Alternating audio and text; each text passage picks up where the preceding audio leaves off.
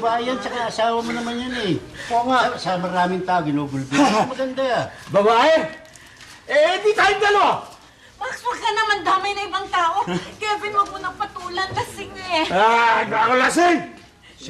Ayaw kitang patulan, ha? Hindi niya na, Mang Kevin, suntukin niya na! Manlukot yung bata to.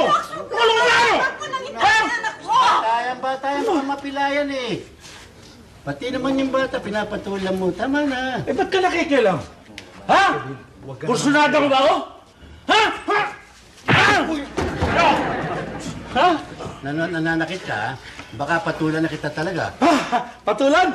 Oh, Baka ikaw ang patulan ko. sige. Gusto mo ako subukan? Subukan mo. Subukan? Huwag na.